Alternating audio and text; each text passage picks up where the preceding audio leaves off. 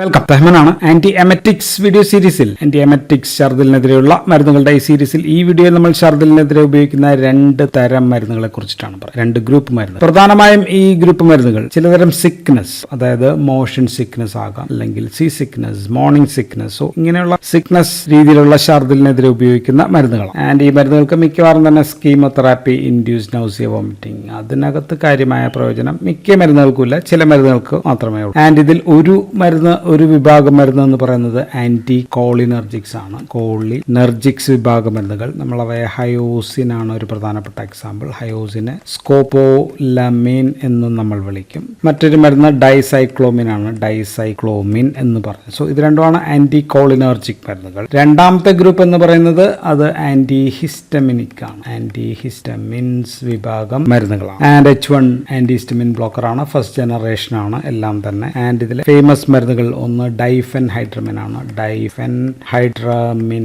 എന്ന് പറയുന്നത് ബെനാഡ്രിൽ, അതിനകത്തൊക്കെ ഉള്ളതാണ് ബെനാഡ്രിൽ. ദെൻ ഡൈമെൻഹൈഡ്രിനേറ്റ് ഉണ്ട്, ഡൈമെൻഹൈഡ്രിനേറ്റ് എന്ന് പറയുന്ന മരുന്ന് ഫേമസ് ഈസ് ഡ്രാമാമിൻ എന്ന് പറയുന്ന മരുന്നാണ്. പിന്നെ ഒരു മരുന്ന് പ്രോമെത്താസിൻ ആണ്. പ്രോമെത്താസിൻ രണ്ട് സോൾട്ട് അവൈലബിൾ ആണ്. ഒന്ന് പ്രോമെത്താസിന്റെ ഹൈഡ്രോക്ലോറൈഡ്, ഇതിനെ നമ്മൾ ഫെനിർഗാൻ എന്ന് വിളിക്കും, ഫെനിർഗാൻ എന്ന് വിളിക്കും. ദെൻ പ്രോമെത്താസിന്റെ തിയോക്ലേറ്റ് ഉണ്ട്. തിയോക്ലേറ്റിനെ നമ്മൾ വിളിക്കുക അവോമിൻ എന്നാണ്, അവോമിൻ. ഇനി ഇതല്ലാതെ മറ്റു മരുന്നുകൾ ഈ ഗ്രൂപ്പിൽ തന്നെ ഉള്ളത് ഏറ്റവും ഫേമസ് ആണ് മരുന്നുകളാണ് ഡോക്സൈലമിൻ. ഡോക്സൈലമിൻ എന്ന് പറയുന്ന മരുന്ന്, ഡോക്സൈലമിൻ സക്സിനേറ്റ് ആണ് അതിന്റെ സോൾട്ട്. ദെൻ പിന്നെ മെക്ലിസിൻ ഉണ്ട്, മെക്ലോസിനോ രണ്ടും സെയിം ആണ്, രണ്ടായാലും കുഴപ്പമില്ല. ദെൻ പിന്നെ ഉള്ളത് സൈക്ലിസിൻ ആണ്. സൈക്ലിസിൻ എന്ന് പറയുന്ന ഒരു മരുന്നുണ്ട്, ബുക്ലിസിൻ പോലെയുള്ള മരുന്നുണ്ട്. പിന്നെ സിന്നറസിൻ നമ്മൾ ഓൾറെഡി ഡിസ്കസ് ചെയ്തതാണ്, നമ്മളത് വെട്ടൈഗോ മരുന്നുകളിൽ നമ്മൾ പറഞ്ഞു. സോ ഇതാണ് മരുന്നുകൾ. ചിലപ്പോൾ ഈ ഡോക്സൈലമീൻ്റെ ഒപ്പം വേറെ ചില മരുന്നുകൾ, ഉദാഹരണത്തിന്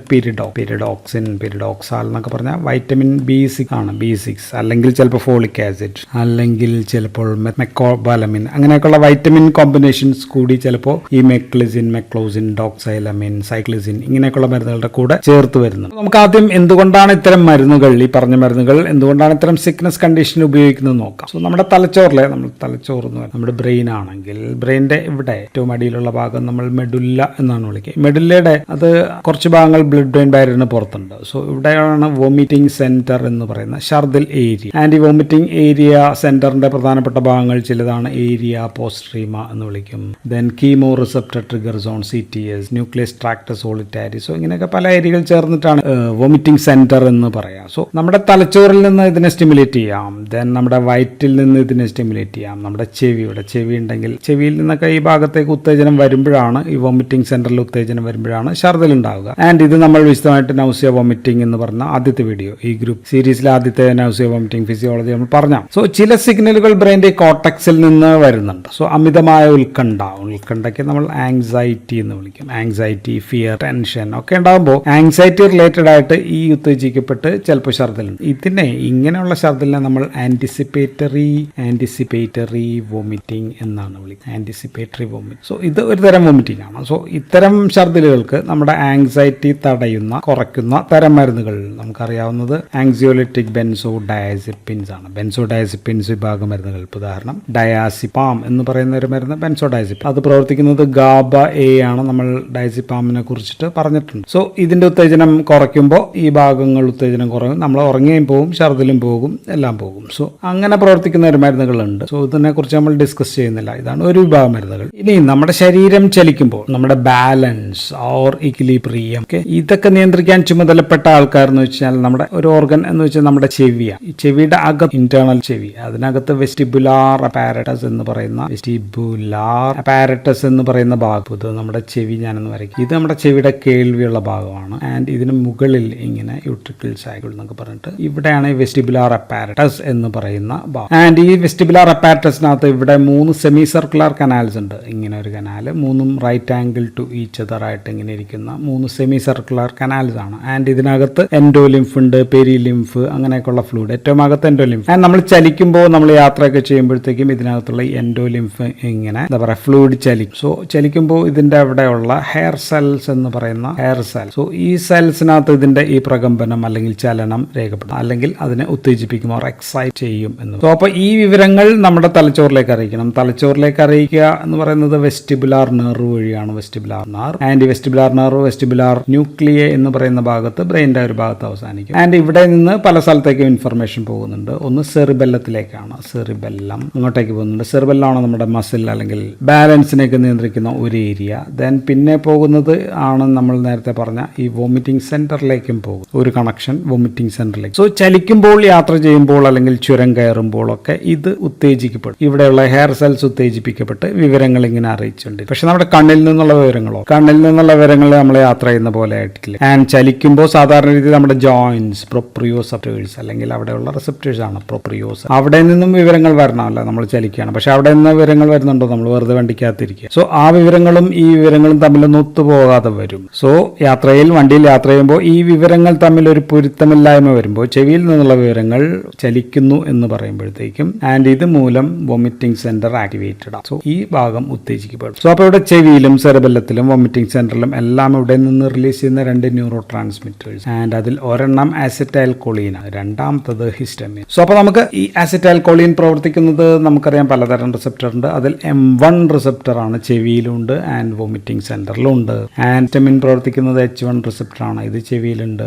then also in the vomiting centre. ഇവിടെ എല്ലാം ഇതിന്റെ റിസപ്റ്റേഴ്സ് ഉണ്ട് വോമിറ്റിംഗ് സെന്റർ. സോ ഇത് രണ്ടും ആക്ടിവേറ്റഡ് ആകും. സോ അപ്പോൾ ഈ റിസപ്റ്റേഴ്സ് ആക്ടിവേറ്റഡ് ആകുമ്പോഴാണ് നമുക്ക് ഛർദിൽ വരിക. സോ അപ്പോൾ നമ്മൾ ഇവിടെയുള്ള ഇത് M1 ആണെന്ന് വെച്ചാൽ അതിനെ അങ്ങ് തടയുന്നു. ഇത് H1 റിസപ്റ്റർ ആണെങ്കിൽ അതിനെ അങ്ങ് തടയും. സോ ഈ റിസപ്റ്റേഴ്സിനെ നമ്മൾ മരുന്ന് ഉപയോഗിച്ച് തടഞ്ഞു കഴിഞ്ഞാൽ ഈ ഉത്തേജനം നിലയ്ക്കും. അപ്പോൾ നമുക്ക് അതിന്റെ ഛർദിൽ തടയാം. സോ ഇവ ഛർദിൽ തുടങ്ങുന്നതിന് മുൻപ്, ഉത്തേജിപ്പിക്കപ്പെട്ട് ഛർദിൽ ഉണ്ടായിട്ട് കാര്യമില്ല, അതിന് മുമ്പ്, അപ്പോൾ യാത്രയ്ക്ക് മുമ്പ് സാധാരണ മിനിമം ഒരു അരമണിക്കൂർ 30 മിനിറ്റ് അല്ലെങ്കിൽ ബെസ്റ്റ് ഈസ് 1 അവർ എങ്കിലും മുൻപ് കഴിക്കണം. ദീർഘയാത്ര ആണെങ്കിൽ നമുക്കിപ്പോൾ വലിയ ദീർഘയാത്രയാണെങ്കിൽ യാത്രയ്ക്ക് മുമ്പേ രാത്രിയിൽ തന്നെ കഴിച്ച് ഒരു ഡോസ് കഴിക്കാം, പിന്നെ രാവിലെയും കൂടി ഒരു ഡോസ് കഴിക്കും. ഇങ്ങനെയാണ് നമ്മൾ യാത്രയിലും ഈ മോഷൻ സിക്നസ്, ഇതിനെയാണ് നമ്മൾ മോഷൻ സിക്നസ് എന്ന് വിളിക്കുക. മോഷൻ സിക്നസ്, ദെൻ പിന്നെ സീ സിക്നസ്, കടൽ ചുരുക്ക്. അപ്പോൾ ആദ്യം നമുക്ക് മോഷൻ സിക്നസിനെ കുറിച്ച് പറഞ്ഞു തുടങ്ങാം. Motion sickness. സോ ഇവയിൽ ഏറ്റവും അധികം യാത്രയിലെ ഛർദിലിനെതിരെ ഉപയോഗിക്കുന്ന മരുന്നുകൾ. സോ ഏറ്റവും മികച്ചത് ഡ്രഗ് ഓഫ് ചോയ്സ് എന്നാണ് നമ്മൾ പറയുന്നത്. ഏറ്റവും മികച്ച മരുന്ന് എന്ന് പറയുന്നത് ഹയോസിൻ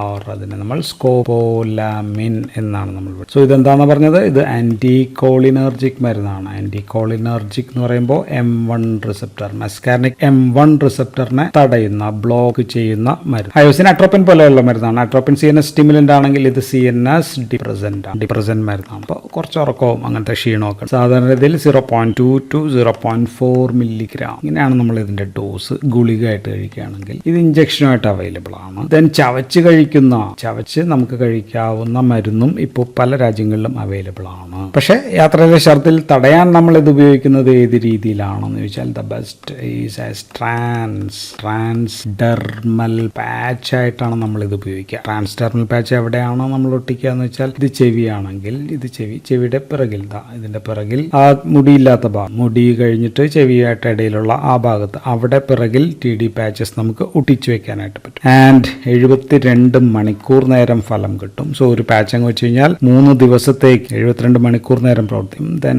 300 മൈക്രോഗ്രാം ഇത്രയും അളവിലുള്ള ചവച്ച് കഴിക്കാവുന്ന മരുന്ന്. ഇപ്പോൾ ഓസ്ട്രേലിയയിലുള്ളതാണ് ക്വെൽസ് എന്ന് പറയുന്ന ഒരു ചവച്ച് കഴിക്കാവുന്ന പിള്ളേരുടെ ചെറുതുണ്ട്. സോ പാച്ച് ആയാലും ഏതായാലും ഓർക്കേണ്ടത് 1 മണിക്കൂർ മുമ്പെങ്കിലും കഴിക്കുക അല്ലെങ്കിൽ വെക്കുക. ഛർദിൽ തുടങ്ങിയതിന് ശേഷം ഒരു മരുന്നും കഴിച്ചിട്ട് കാര്യമില്ല. ഉണ്ടാകാവുന്ന ദോഷഫലം എന്ന് പറയുന്നത് വായവരൾച്ചയാണ്. ഡ്രൈ മൗത്ത് ഉണ്ടാകാം. ആന്റികോളർജിക് എഫക്റ്റ് ആണ്. ഡ്രൈ സ്കിന്നൊക്കെ വരலாம்.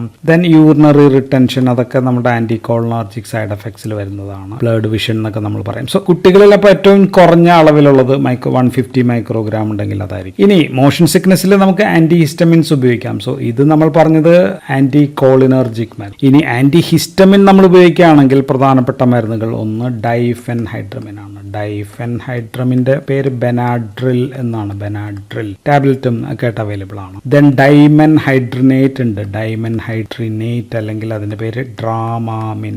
ഈ ഡ്രാമാമിൻ നമുക്ക് എന്തായിട്ട് കിട്ടും? TD പാച്ച് ആയിട്ട് കിട്ടും. കുട്ടികളിൽ ഇതാണ് സാധാരണ ഉപയോഗിക്കുക. ഡൈമെൻഹൈഡ്രിനേറ്റ് ഓർ ഡൈഫെൻഹൈഡ്രമിൻ ആണ് പിള്ളേരിൽ നമ്മൾ ചൂസ് ചെയ്യുക. കുട്ടികളിൽ വേണമെങ്കിൽ ഇതിന്റെ ചെറുതൊക്കെ ഇപ്പോൾ അവൈലബിൾ ആണ്. ദെൻ അത് വേണമെങ്കിൽ ചെറിയതുണ്ടെങ്കിൽ കിട്ടുകയാണെങ്കിൽ ഇപ്പോൾ ക്വെല്ലിന്റെ ഒക്കെ ച്യൂബിൾ ടാബ്ലറ്റ് 150 മൈക്രോഗ്രാം ഒക്കെ ഉണ്ടെങ്കിൽ നമുക്ക് ഉപയോഗിക്കാം.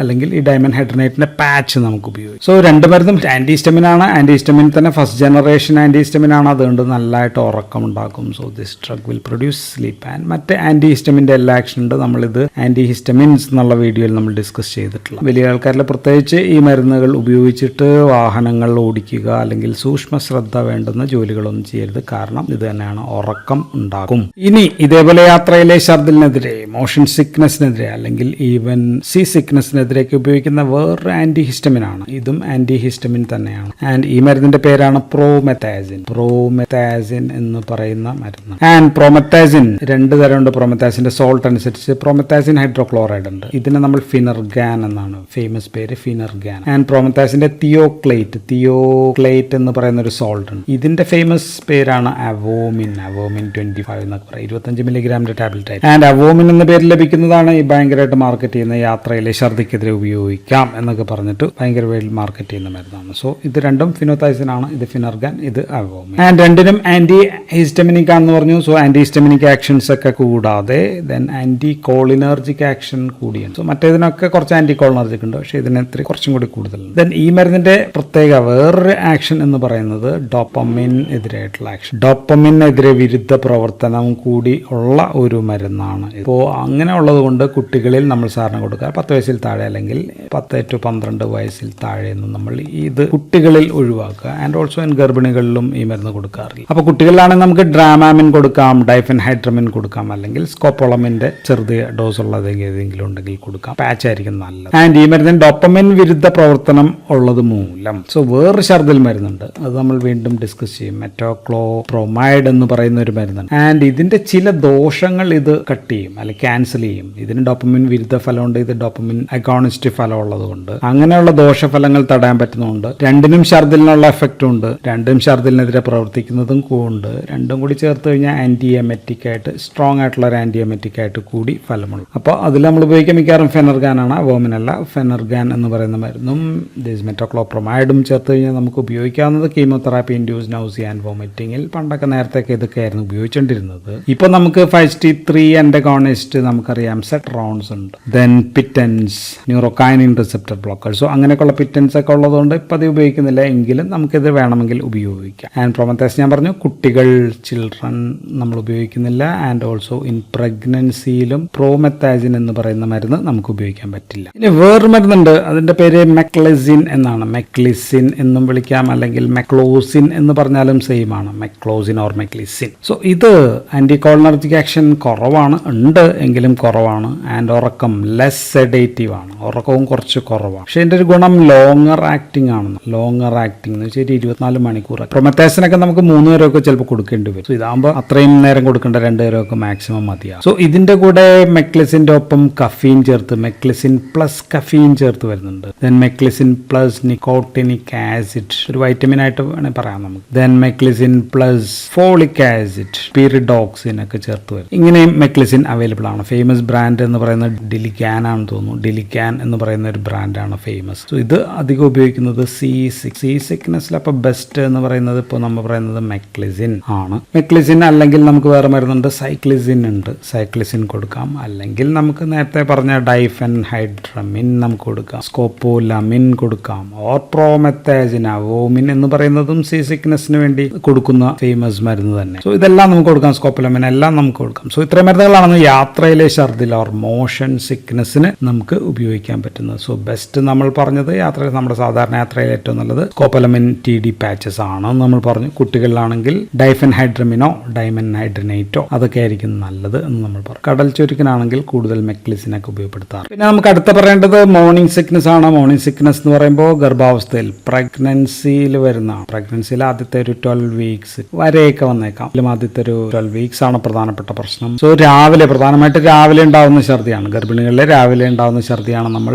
മോർണിംഗ് സിക്നസ് എന്ന പേരിൽ അറിയും. സോ ഇത് ഉണ്ടാവുന്നത് മിക്കവാറും ബീറ്റ HCG, ഗർഭിണിയാകുമ്പോഴത്തേക്കും HCG ലെവൽ കൂടും. അതുമായിട്ട് ബന്ധപ്പെട്ടിട്ടാണ് വളരെയായിട്ട് കൂടുന്ന പ്രശ്നം ഉണ്ടാകാം. ദെൻ മറ്റ് ഹോർമോൺ, പ്രൊജസ്ട്രോൺ ചിലപ്പോൾ കൂടുന്നുണ്ട്, എസ്ട്രോജൻ കൂടുന്നുണ്ട്. സോ ആ സമയത്തും ഈ ഹോർമോണുകളുടെ വ്യത്യാസം മൂലം പ്രഗ്നൻസി സമയത്ത് ഛർദിലുണ്ട്. സോ ഇതിൽ തന്നെ അമിതമായിട്ട് മോർണിംഗ് സിക്നസ് ഉള്ള പ്രശ്നമാണ് ഹൈപ്പർ എമെസിസ്. ഹൈപ്പർ എന്ന് വെച്ചാൽ വളരെയധികം കൂടെ, എമെസിസ് ഛർദിലാണ്. ഗ്രാവി ഡാരം, ബിക്കോസ് കുട്ടി വയറ്റിലുള്ളത് മൂലമാണ് ഈ ഛർദിൽ. സോ ഇങ്ങനെയുള്ള കണ്ടീഷൻ ആണെങ്കിൽ നമ്മൾ ഹോസ്പിറ്റലിൽ അഡ്മിറ്റ് ചെയ്തിട്ട് ട്രീറ്റ്മെന്റ് ഒക്കെ എടുക്കണം. സാധാരണ ധാരാളം ജലമൊക്കെ ശരീരത്തിൽ നഷ്ടപ്പെട്ട് അങ്ങനെയൊക്കെയുള്ള ഇലക്ട്രോലൈറ്റ് അബ്നോർമാലിറ്റി അങ്ങനത്തെ പ്രശ്നങ്ങളിലേക്ക് അത് വരാം. ഫുഡ് ഒന്നും കിട്ടാതെ വരിക, അങ്ങനെയുള്ള പ്രശ്നം. സോ അത്രയും പ്രശ്നമില്ല. അങ്ങനെയാണെങ്കിലാണ് നമ്മൾ സാധാരണ ഛർദിൽ കുറച്ച് കുറയ്ക്കാനായിട്ട് നമ്മൾ മരുന്ന് ഉപയോഗിക്കും. സോ ഏറ്റവും വൈഡായിട്ട് ഉപയോഗിക്കുന്ന മരുന്ന് ഏതാണെന്ന് ചോദിച്ചാൽ അത് ഡോക്സൈലമീനാണ്. ഡോക്സൈലമീൻ എന്ന് പറയുന്ന മരുന്ന് സക്സിനേറ്റ് ആയിട്ടാണ് കിട്ടുക. സക്സിനേറ്റ് ആൻഡ് ഇതൊറ്റയ്ക്കല്ല, ഇത് ആൻറ്റിഹിസ്റ്റമിൻ ആണ്. ദിസ് ഈസ് ആൻറ്റിഹിസ്റ്റമിൻ തന്നെയാണ്. ആൻറ്റിഹിസ്റ്റമിൻ ആയിട്ടുള്ള ഡോക്സൈലമിൻ്റെ കൂടെ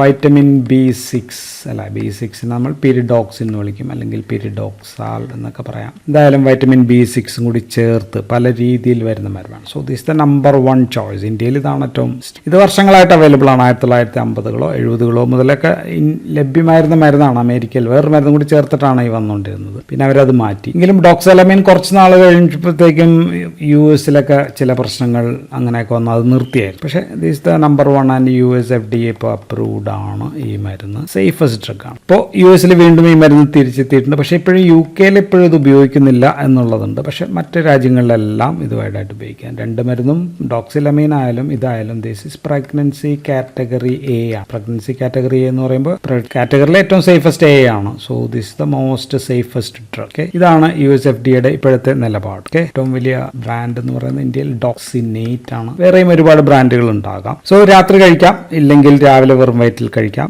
ആവശ്യമുള്ള സമയത്ത് മാത്രമായിട്ടും കഴിക്കാം. ഛർദിൽ ഉണ്ടാകുന്നതിന് 1 മണിക്കൂർ മുമ്പെങ്കിലും കഴിക്കണം. So 10 to 20 milligram at bed time ആണ് സാധാരണ പറയുക, വിത്ത് അഡീഷണൽ ഡോസ് വാട്ടവർ എപ്പോഴെങ്കിലും ആവശ്യമുണ്ടെങ്കിൽ അപ്പോഴൊക്കെ കഴിക്കും. സോ ആൻറ്റിഹിസ്റ്റമിൻ ആണ്. ആൻറ്റിഹിസ്റ്റമിൻ ആയപ്പോഴത്തേക്കും അതിന് വായ വരൾച്ച, ഡ്രൈനസ് ഓഫ് മൗത്ത് ഉണ്ടാകും, ചർമ്മം വരളും, അങ്ങനെയൊക്കെയുള്ള പ്രശ്നങ്ങൾ ഉണ്ടാകാം. ദെൻ ഉറക്കം ഉണ്ടാക്കും, ഡെഫിനറ്റ്ലി ഉറക്കം, ക്ഷീണം, മയക്കം, ഇത്രയും കാര്യങ്ങൾ കൂടി ഉണ്ടാകാം. സോ ഇതാണ് ഛർദിൽ, ഗർഭിണികളുടെ ഛർദിൽ നമ്മൾ ഉപയോഗിക്കുന്ന പ്രധാനപ്പെട്ട നമ്പർ 1 മരുന്ന് ഡോക്സൈലമീൻ വിത്ത് വൈറ്റമിൻ B6 ആണ്. ഇനി ഡോക്സൈലമീൻ വേണ്ട എങ്കിൽ ഇതേപോലെ നമുക്ക് മെക്ലിസിൻ ഉണ്ട്. നമ്മൾ നേരത്തെ പറഞ്ഞ മെക്ലിസിൻ പ്ലസ് വൈറ്റമിൻ B6 അത് ചേർന്നതുണ്ട്. അല്ലെങ്കിൽ പിരിഡോക്സിൻ അല്ലാതെ ഫോളിക് ആസിഡ്, മെക്കോബാലമിൻ എന്ന് വെച്ചാൽ കോബാലമിൻ, വൈറ്റമിൻ B12 ഒക്കെ ചേർന്നൊക്കെ വരുന്നുണ്ട്. ഇതിൻ്റെ ഒപ്പം വരുന്നുണ്ട് ഡോക്സൈലമീൻ്റെ ഒപ്പം വൈറ്റമിൻ B6-നൊപ്പം ഫോളിക് ആസിഡ് വരുന്നുണ്ട്. ദെൻ കോബാലമിൻ ചേർത്തൊക്കെ വരുന്നുണ്ട്. ദെൻ ഇതേപോലെ ഉപയോഗിക്കാവുന്ന മറ്റൊരു മരുന്ന് സൈക്ലിസിൻ ആണ്. സൈക്ലിസിൻ്റെ ഒപ്പം ഇതേപോലെ കോമ്പിനേഷൻസ് വരുന്നുണ്ട്. ദെൻ ബുക്ലിസിൻ ചിലപ്പോഴെങ്കിലും ഉപയോഗിച്ചേക്കാം. ഇതാണ് ആൻറ്റിഹിസ്റ്റമിൻസ് നമ്മൾ ഉപയോഗിക്കുക ഇൻ മോർണിംഗ് സിക്നസിൽ. ഇനി ആൻറ്റി കോളിനർജിക് വല്ലതും നമുക്ക് ഉപയോഗിക്കാമെന്ന് വെച്ചാൽ ഉപയോഗിക്കാൻ ഡൈസൈക്ലോമിൻ ആണ്. ഡൈസൈക്ലോമിൻ എന്ന് പറയുന്ന ഏത് മരുന്നാണെന്ന്, സൈക്ലോപാം എന്ന് നമ്മൾ കേട്ടിട്ടുണ്ടാകും. വയറുവേനൊക്കെ സൈക്ലോപാമിൽ പാരസെറ്റമോൾ ഉണ്ട്. ഇതിനകത്ത് പാരസെറ്റമോൾ ഇല്ലാതെ നമ്മൾ ഡൈസൈക്ലോമിൻ മാത്രമായിട്ട് നമ്മൾ ഉപയോഗിക്കുന്നുണ്ട്. സോ ഇതാണ് രണ്ടാമത്തെ മറ്റൊരു ആൻറ്റി കോളിനർജിക് മരുന്ന് ഛർദിലിനെതിരെ ഉപയോഗിക്കുക. പക്ഷെ ഓർക്കേണ്ട കാര്യം ഇവിടെ പ്രോമെത്താസിൻ നമ്മൾ ഉപയോഗിക്കുന്നില്ല എന്നുള്ളതാണ്. ഹയോസിൻ കാര്യമായിട്ട് ഫലവും ഇല്ല, അതുകൊണ്ട് ഉപയോഗിക്കാറ്. ഇനി യാത്രയിലെ ഛർദിലിൽ ഓൺഡാൻസെട്രോൺ, നമ്മുടെ ഏറ്റവും വലിയ ഛർദിലിന്റെ മരുന്നുകൾ ഇപ്പോൾ ഓൺഡാൻസെട്രോൺ ആണല്ലോ. ഓൺഡാൻസെട്രോൺ പോലുള്ള സെട്രോൺ 5HT3 നമ്മൾ ഉപയോഗിച്ച് കഴിഞ്ഞാൽ കാര്യമുണ്ടോ എന്ന് വെച്ചാൽ വലിയ കാര്യങ്ങളൊന്നും ഇല്ല. കാരണം അത് ചെവി, നമ്മുടെ മെക്കാനിസം പറഞ്ഞല്ലോ, അവയിലൊന്നും ആക്കില്ല. അത് വയറ്റിൽ നിന്ന് റിഫ്ലക്സ് പോകുന്നുണ്ടെങ്കിലാണ് നമ്മൾക്കത് ഉപയോഗിക്കും. എങ്കിലും കുറേ ആൾക്കാർ ഇതൊക്കെ കൊടുക്കുന്നുണ്ട്, പക്ഷെ കാര്യമായിട്ടുള്ള ഫലമില്ല. ബെസ്റ്റ് നേരത്തെ പറഞ്ഞ മരുന്ന്. സോ ഇതെല്ലാമാണ് ഛർദിൽ. So motion sickness, morning sickness എന്നിവയൊക്കെയുള്ള മരുന്നുകളാണ് നമ്മൾ കൂടുതലായിട്ട് പറഞ്ഞത്. ഇനി അടുത്ത വിഭാഗം മരുന്നുകൾ നമുക്ക് അടുത്ത വീഡിയോയിൽ പറയാം. So that's all in this video. Thank you for watching.